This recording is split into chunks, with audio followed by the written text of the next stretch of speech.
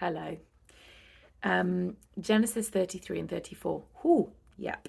If you've already read those verses, some interesting stories.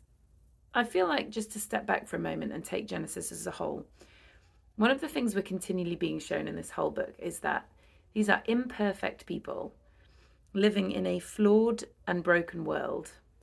And human nature has been messing up since the beginning of time. So these are, in a way, kind of brutally honest stories that the Bible is giving to us.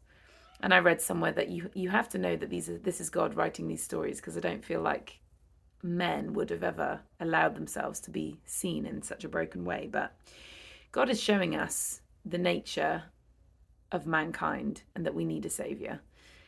And I think back to back in these two chapters, you have two differing approaches on making peace or dealing with disagreement. You've got Genesis 33, where Jacob, who seems to be growing and changing in character, like we talked about yesterday, humbles himself before his brother, who he has done wrong by. At the beginning, chapters ago, Jacob stole Esau's birthright. He took for himself what God had already promised him. And in doing so, he hurt people, he broke relationships. And this is some of the healing of that, some of the restoration of those broken relationships. He's coming to Esau repentant and humbled. He's been humbled by his own father-in-law. He's been deceived. Jacob, the deceiver, has been on the receiving end of some of that kind of scheming. And he's humbled by lots of that. And so he's coming to his brother Esau and essentially saying, let me bless you, because I recognize that I've done wrong and I want to make peace. And there's a restoration that happens in that relationship that we can learn from. We can learn from the way that Jacob humbles himself, the way that he postures himself towards his brother, the way that he gives and is ready to offer something of value. Interestingly, Esau says, I don't need your blessing, I'm fine. And Esau, it seems, has gone away and done just fine for himself. Now, what we do know about Esau is that he is a man of physical comforts.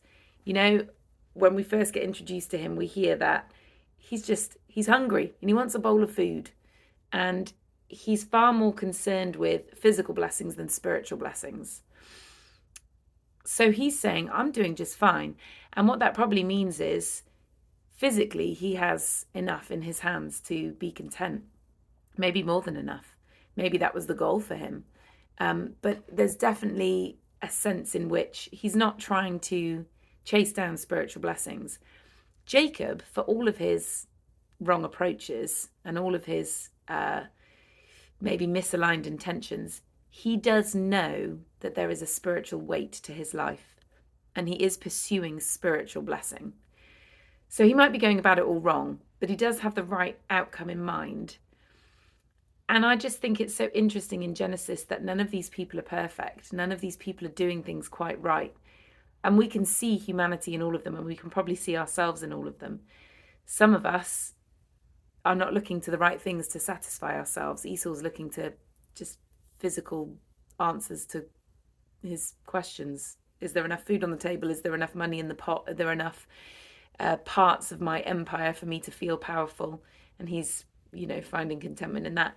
Jacob is looking to God and looking to the spiritual promises, but trying to obtain them in the wrong ways, maybe without the right amount of trust. So there's humanity and slight flaws and imperfections in all of them.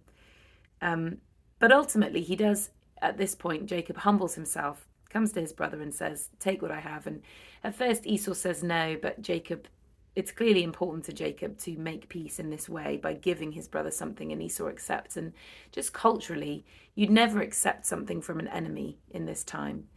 But he's willing to accept Jacob's offer, and that means that enmity between them is over, that peace has been made. In the last chapter, we saw Jacob and Laban split ways, and there was this pact of separation made. Sometimes God needs to remove people from our lives, but also sometimes there can be reconciliation, and we see it right here in the next chapter. There's reconciliation between these two brothers. However, God instructed Jacob to go to Bethel, And Jacob does not go to Bethel. In fact, he tells his brother that he'll go one way and then he ends up going in a different direction. He speaks to him and says that I'll be going, I can't remember which way it is. He says he'll go south and he goes north, I think, or maybe the opposite way around. But essentially, he's still not a transparent man. He's still not necessarily a man of his word. And so whilst he's learning and growing and humbling himself, and even says to him, you go ahead of me, Jacob to this point has been a man in a rush, a man impatient for the blessing, impatient to get to the front of the queue. And at this point he says, Esau, you take the lead and let me follow with those in my group who are going to travel more slowly than you can. There is a humbling and a slowing down of Jacob that I think God has brought about in his life by slowing him down, by literally holding him in one place for 14 years, working for these wives and being held to somebody else's time frame. God has been slowing him down. But even as he's learning and growing in humility, there's still something that isn't quite above board or trusting or honest or open about Jacob. And he goes in a slightly different direction to A, the direction that God calls him to go in, and B, the direction that he tells his brother he's going in. And then in Genesis 34, we see a completely different way to deal with disharmony, to deal with disagreement. We see this crime being committed against one of his daughters, a seeming lack of guidance from Jacob. And he lets his daughter go out into a culture that wasn't safe for women to go out into on their own. A pagan culture, a culture that had different beliefs than perhaps what he was raising his children to have. And we see her, it says, defiled. We see her taken advantage of, abused by the men in the space that she walks into. And there's no leadership or guidance from Jacob. There's no fatherly response before she goes or after she comes back. In fact, it says that he doesn't seem to really respond to what's happened. It's her brothers who stand up and defend her honor. And we just see this abdication from Jacob, that he doesn't respond in the way that a father should.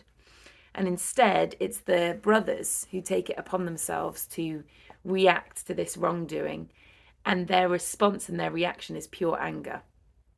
Where there's been disharmony between Esau and Jacob for years and years, it's left unaddressed, and then Jacob humbles himself and does mostly the right thing. Where there's now an offense, a crime committed within the family, Jacob doesn't react.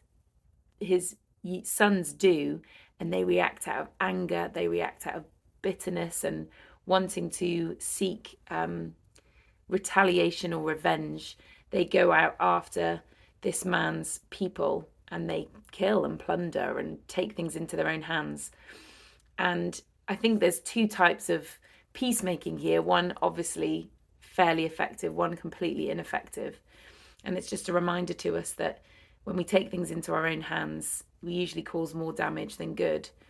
But essentially, you also see that Jacob is completely vacant as a father, and the damage that has on his children. So all the time through Genesis, we're just getting these clues of like relationships and how they should work and what breaks them apart. And Jacob seems to consistently fail in this regard, but God is so faithful, and God has promised to bless him. He's promised to bless the family, and he will continue to do so. But Jacob is going to learn a lifelong lesson about how not to follow and build relationships, and we get to learn from him. So those are some of my thoughts from today's chapters.